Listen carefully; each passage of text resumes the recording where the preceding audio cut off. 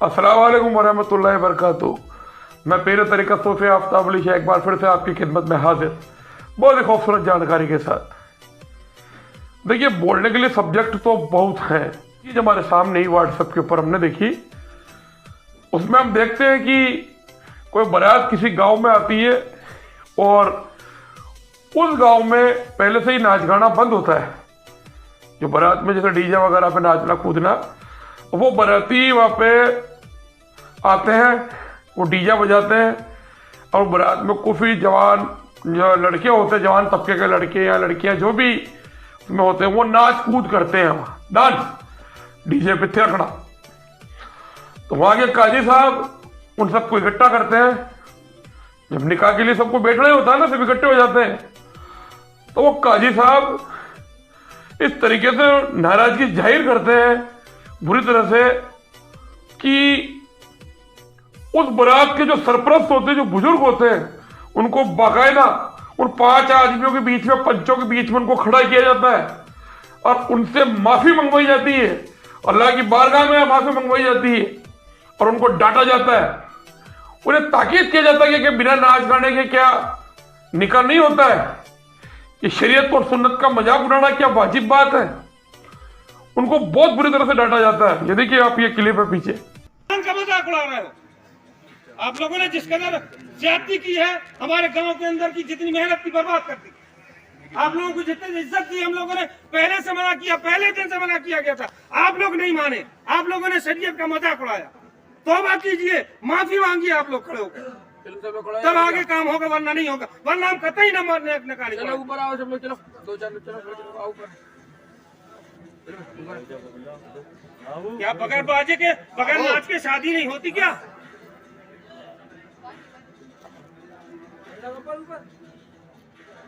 निकल जाए खड़े हो जाए आप, जो भी है, जो जिम्मेदार है खड़े हो जाए। जिम्मेदार है, माफी मांगे, तौबा करें अल्लाह की बारगाह में। क्या हमसे जिम्मेवार आदमी, बुजुर्ग आदमी से हमसे नहीं हाथ जोड़ो, आप तो रब की बारगाह में तौबा करो।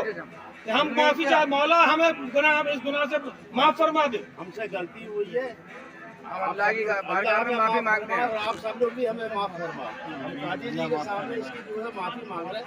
हमसे गलती हुई है, जास्ती हुई है। अल्लाह से माफ करो, अल्लाह से माफी मांगो। ये सब बोलो। ठीक है इमाम साहब, हाँ मांगिएगा आपने और सबने। सबसे कहिए कि मौला हमें अब आइंदा इससे बचने की तौफीक दे। आमीन। हर जगह इस्लाम की कवानी, आप सारी दुनिया में देख रहे हो आपकी क्या हालत हो रही। आप शरीयत को ठुकरा रहे हो, इसीलिए तो ये हर जगह मारे पीटे जा रहे हैं। जी बेशक। आज शरीयत के कानून को आपने, इस्लाम के कानून को बिल्कुल पामाल करके रख दिया, इसलिए सारी दुनिया में जलील खार हो रहा है। जितना मना किया जाता है आप लोग नहीं मानते। देख ली। अब बताइए आप, कितना बुरी तरह से उनको डांटा जाता है, कहा जाता है। क्या आज के जवान लड़के लड़कियों के लिए कितनी बहादुरी की बात है, ये कितना शानदार है कि वो अपने बुजुर्ग, अब वो जो हाथ जोड़ रहे हैं, इसमें माफी मांग रहे हैं सबके सामने। किसी के तो बुजुर्ग होंगे, दूल्हे के बाप के, दूल्हे के किसी रिश्तेदार के, है तो दूल्हे के बुजुर्ग कहने का मतलब। अब वो माफी मांग रहे हैं, हाथ जोड़ रहे हैं सबके सामने। ये अच्छा लग रहा है उन लोगों को।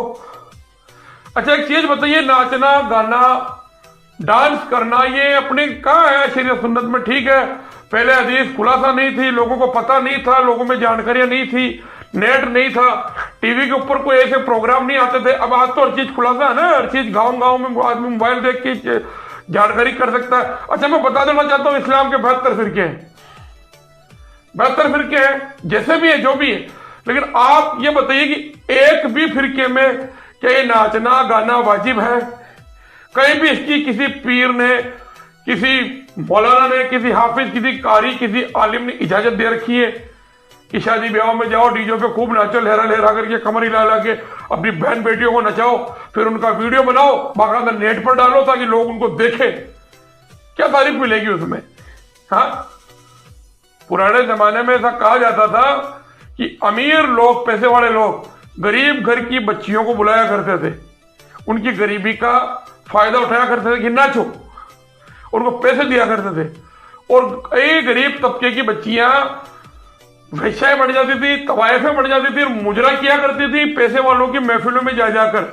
आज ये टिकटॉक, जिल, जितने भी प्रोग्राम चलते हैं उनमें पैसे वाले घरों की लड़कियां नाचती कूदती है, बाकायदा अपनी मूवियां बनाती है, उसमें डालती है कुछ कमेंट्स पाने के लिए, कुछ तारीफ पाने के लिए, और अर्धनग्न कपड़ों में, कुछ बद कपड़ों में, कुछ किस तरीके से बदहया, बाल खुले।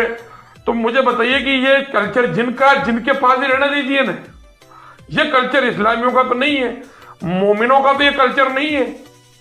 कुरान मजीद के साथ 3 किताबें और है, तौरात, ज़बूर, इंजील। इसके अलावा 2 किताबें, छोटी किताबें हजरत इब्राहिम अलैहिस्सलाम पर भी आई। किसी में भी कोई ऐसा कुछ दिया हुआ हो, आप मुझे बताएं, कहीं कोई इजाजत हो, बाद में भी किसी कोई रिवायतों में ऐसा आया हो, तो ये किसकी सुन्नत निभा रहे हो मेरे भाई? कौन सी सुन्नत है? क्या ये मौला अली की सुन्नत है? मौला हुसैन, ज़ैनुल आबिदीन, इमाम बाकर, इमाम जाफर, हसन जफरी, या पीछे आगे आप आगे से आगे चले आइए, ये किसकी सुन्नत है? मेरा समझ में नहीं आ रही। क्या किसी पीर ने इजाजत दे रखी है कि जा मेरे मुरीद तेरी शादी में को डांस वगैरह करना आराम से उछड़ उछड़ के, कोई दिक्कत नहीं है। और फिर बाद में सब मौका आ जाता है तो अपने बुजुर्गों को, जैसे भी आपने क्लिप देखी, वो बुजुर्ग हाथ जोड़ रहे हैं, वैसे बुजुर्ग जो सरपरस्त होते हैं, घर खानदान के बुजुर्ग होते हैं, उनको हाथ जोड़ने पड़ते हैं सबके सामने। फिर वो माफी मांगते हैं, वहाँ काजी कहते हैं कि हमसे नहीं, अल्लाह की बारगाह में माफी मांगो। तो शरीयत और सुन्नत का और तरीकत रिवायतों का मजाक उड़ा करके आप ये कौन सी निकाह करते हो? मेरे समझ में ही नहीं आती। मैंने देखा, मेरे शहर में देखा है, मेरी बिरादरी में भी देखा है मैंने, गैर जो इस्लामिक गैर जो कौम है उनमें भी देखा है मैंने, खूब बैंड बाजों के साथ में बस स्टैंड के ऊपर लहराते हुए, उछलते कूदते हुए जा रहे हैं। और इस तरीके से अगर इन चीजों के बारे में अगर हम नहीं कहेंगे तो फिर कैसे चलेगा? तो मेरे भाइयों, इस चीज को थोड़ा सा समझो। जो भी मेरी वीडियो क्लिप देख रहे हो, ये मेरी ये मूवी देख रहे हो, जो मेरे मुरीद हैं, मियाँ के गुलाम हैं, उनको भी मैं ताकीद करता हूँ, इन चीजों से बचो। ये अपने इस्लाम में नहीं। अगर कोई ये कहता है, आजकल तो चलता है, क्या चलता है? शरीर का डिजाइन जो पहले था हजारों साल पहले, वो आज भी है। जो कुरान ने कई सौ साल पहले फरमाया था, वो आज भी कायम और दायम है। और कुरान तो कयामत तक और कयामत के बाद तक भी यही सूरत, यही सब कुछ कायम और दायम रहना है। हाँ, क्या चीज चलती है आजकल? क्या चल रहा है? जो तौर तरीके, ये खुलेपना से रहना, बेहयाई से रहना, खुले नंगे सर रहना, ये जिन तबकों के हैं उनके रहने दीजिए। आप इनको अपना करके क्या खा लोगे? क्या मिलने वाला मुझे बताइए?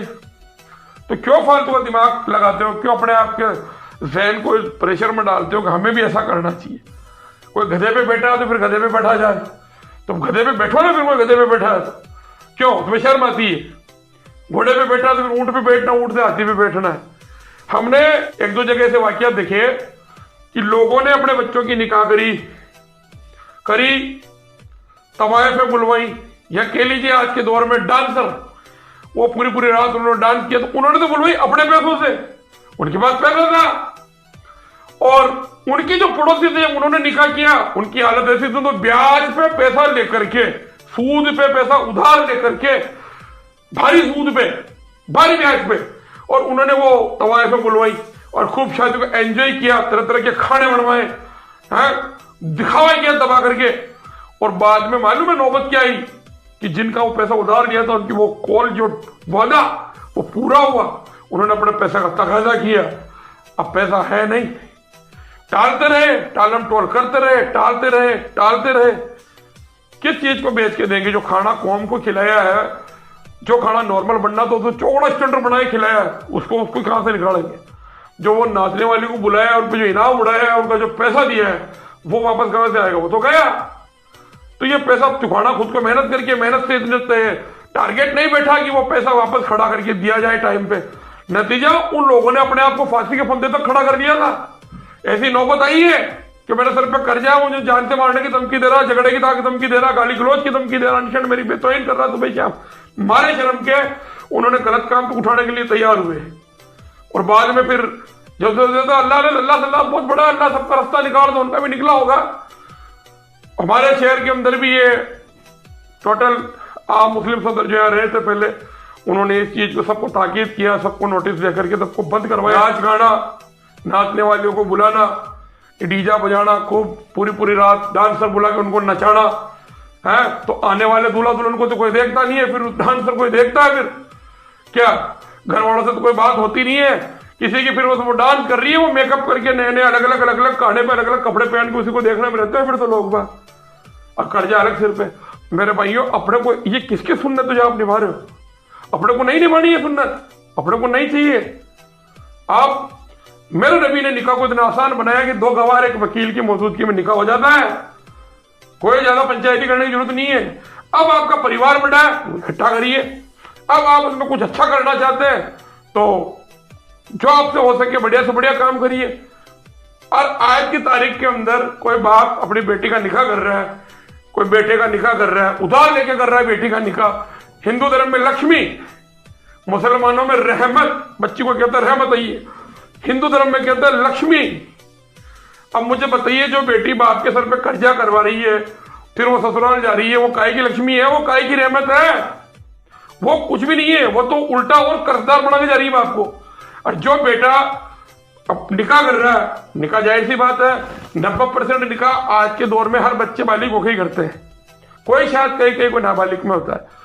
तो जो बेटा अपने बाप के सर पे कर्जा करवा रहा है, अपनी शोबाजी के लिए बाप के सामने जिद कर रहा है कि नहीं मुझे 3 पीस ही पहनना है, नहीं मेरी शादी में यही करो, नहीं मेरी शादी में तो ये डीजे ही बजाना, डांस होना चाहिए, डांस रहनी चाहिए, खूब धूम धड़ाका होना चाहिए, ताकि लगे लोगों को कि मैं बहुत बड़ा गुनहगार हूं, है ना। तो वो बच्चा अब कर्जा करवा के सब कुछ कर रहा है जिद कर करके। ऐसे सवाल, ऐसे वाकयात मेरे सामने आए हैं जब बच्चों ने जिद कर करके ये सब करवाया। मुझे बताइए, वो बेटा पहले बाप को कर्जे में डुबो रहा है, वो काहे का बेटा है? बेटा तो बाप का कर्जा उतारता है भाई, बाप को कर्जदार नहीं बनाता है। तो ये मैं कहता हूं कि अगर आप कमाते भी हो, 5,000 रोज भी कमाते हो, तो अपने दम पे भी आपको ये सब करने की जरूरत नहीं है, अपने इस्लाम में नहीं है। मैंने कई रिवायतें पढ़ी हैं, काफी मैंने अध्ययन किया है, दूसरे धर्मों का भी किया है, इस्लाम में तो मैं हुई, कहीं भी मैंने ये नहीं देखा कि आप नाचो कूदो गाओ। ये जहां कहीं भी ये रीते हैं, ये रिवाज, ये जो बड़े हुए हैं ना, ये खुद ने ही कर रखे लोगों ने खुशी जाहिर करने के लिए, इनका कहीं कोई बयान नहीं है। तो मेरे भाइयों, मेरी इस बात को समझे, इस पर गौर करें। इस चीज का कोई सवाब भी नहीं है, जो सवाब दारेन है वो काम करें भाई, तोहिन वाला काम न करें। जो सर पे कर्जा भी हो, और कर्जा नहीं भी हो तो जरूरी थोड़ी कपड़े को यही करना है। निकाह में खुशी जाहिर करने के और भी तरीके हैं। एक कोई मंत्री महोदय थे, उनका नाम भूल गया, उन्होंने अपनी बेटी की शादी मंदिर में करवाई, माला बदला के 100 मकान बना के गरीबों में बांटे। ऐसे बहुत से वाकयात है, हिंदुओं में भी है, मुसलमानों में भी है। तो उन्होंने गरीबों का भला किया। जो दीन में, जो भाई जिसके पास खाने को दाना नहीं है उसको जाके संभाला, जिनके पास आज 2 टाइम की रोटी नहीं है उनको जाके कवर किया। आज जितने भी जो भी जाके भी शरीयत और सुन्नत की मजाक उड़ाई जा रही है, आप बाद में देखिए वो रिश्ते उन मियाँ बीवी के अंदर कभी इत्तफाक इखलाक नहीं होता है, उनमें नाराजगी ही रहती है। वो जिंदगी उनकी ऐसी होती है, पति कहीं और कमा रहा होता है, बीवी कहीं और रह रही होती है। और जो सुन्नत के दायरे में निकाह करते हैं वो मियाँ बीवी हमेशा साथ रहते हैं, मोहब्बत इखलाक के साथ रहते हैं, और उनकी जिंदगी साथ साथ गुजरती है, कभी कोई परेशानी नहीं आती उनकी जिंदगी के अंदर। और छोटी मोटी तकलीफें आती है तो हुक्म रब्बी है। बाकी जो सुन्नत और शरीयत का मजाक उड़ा करके आप काम करोगे मेरे भाइयों, इस तरीके की निकाह करोगे, मैं बता दूं आपको, निकाह भले कामयाब हो जाए, सब कुछ हो जाए, लेकिन जो गुनाह आप कर रहे हो सजा आपको उसकी भी मिलनी है, इसी दुनिया में मिलनी है, मरने के बाद तो है ही, यहां भी मिलनी है। तो जरा ख्याल करें, इस तरीके से शरीयत और सुन्नत का मजाक न उड़ाएं। मेरे नबी ने बहुत कुछ किया है इस उम्मत के लिए।